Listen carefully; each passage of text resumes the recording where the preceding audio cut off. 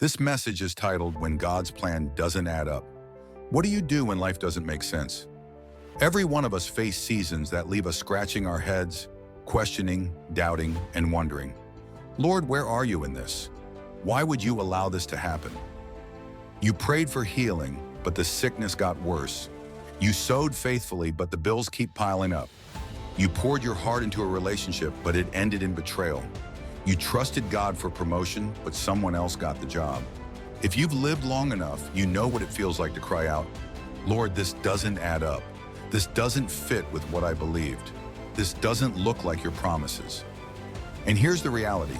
Faith isn't tested when life is easy. Faith is tested when life doesn't make sense. Friend, when the plan doesn't add up, God still expects us to trust Him. Isaiah 55:8-9 says, For my thoughts are not your thoughts, neither are your ways my ways, declares the Lord. As the heavens are higher than the earth, so are my ways higher than your ways, and my thoughts higher than your thoughts. We see the moment. God sees eternity. We see the snapshot. God sees the movie. We see the puzzle piece. God sees the completed picture. Think of the children of Israel standing at the Red Sea in Exodus 14. Behind them was Pharaoh's army. In front of them was an ocean. Nothing made sense. To their human understanding, it was game over. But what they couldn't see was that God had a plan. He told Moses to stretch out his staff, and the waters parted. What looked like a disaster was actually deliverance. Sometimes what looks like your dead end is God's doorway. When you drive through a city, traffic lights, construction, and detours frustrate you. But if you were in an airplane above the city, you'd see how it all connects. That's the difference between our view and God's. We're stuck in traffic saying, Lord, why is this taking so long? But God, from heaven's perspective, sees the whole route. Joseph's life is a masterclass in God's plan not adding up. At 17, Joseph dreamed of greatness. He saw his brothers bowing down to him. But instead of elevation, he was thrown into a pit, sold into slavery, and wrongly imprisoned. For over a decade, nothing in his life made sense. Yet God was positioning him. What looked like tragedy was actually training. In Genesis 50:20, Joseph said to his brothers, You intended to harm me, but God intended it for good to accomplish what is now being done, the saving of many lives. Friend, don't judge the plan while you're still in the pit. Don't quit while you're still in the prison, because God might be preparing you for a palace you can't yet imagine. Proverbs 3:5-6 tells us, Trust in the Lord with all your heart and lean not on your own understanding. In all your ways acknowledge Him, and He shall direct your paths. Faith is not demanding the details. Faith is obeying without them. God told Noah to build an ark when it had never rained. The neighbors laughed, the critics mocked, but Noah obeyed. And when the flood came, obedience saved his family. God told Gideon to shrink his army from 32,000 to 300 before facing the Midianites. That didn't add up mathematically, but obedience brought victory. When you follow your GPS, it doesn't explain the entire journey. It just says, turn left here. If you wait until it explains the final destination, you'll never move. Faith is following God step by step, trusting He knows the way. When life doesn't add up, the enemy whispers, See, God isn't good. If He were good, He would have answered you. But Psalm 105 reminds us, For the Lord is good, His mercy is everlasting, and His truth endures to all generations. When a surgeon cuts into your body, it looks like harm, but it's healing. The child doesn't understand why the parent allows the pain, but the parent sees the outcome. In the same way, God allows temporary pain for eternal healing. His goodness is not measured by today's comfort, but by eternity's reward. Some of the hardest seasons are the waiting seasons. Abraham waited 25 years for Isaac. Hannah cried for years before Samuel was born. David was anointed king but waited over a decade before the crown.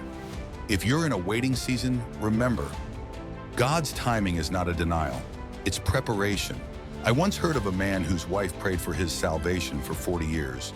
For decades, nothing changed. But on her deathbed, she whispered one last prayer. At her funeral, that man gave his life to Christ. Don't stop praying because heaven seems silent. God is still moving. The greatest example of God's plan not adding up is the cross. On Friday, Jesus was mocked, beaten, and crucified. To the disciples, the plan was shattered. Their Messiah was dead. What now? But Sunday came. The stone rolled away, the tomb was empty, and death was defeated. What looked like tragedy was actually triumph. What looked like failure was actually fulfillment. The same is true for you. What feels like defeat may actually be God setting up your victory. So what do you do when the plan doesn't add up? Trust His character. He's good even when life isn't. Obey His word. Don't wait for understanding to walk in obedience. Hold on to hope, because one day He will make it all make sense. Revelation 21:4 promises, He will wipe every tear from their eyes. There will be no more death, mourning, crying, or pain. One day, every why will be answered. Until then, we trust the God who sees the end from the beginning.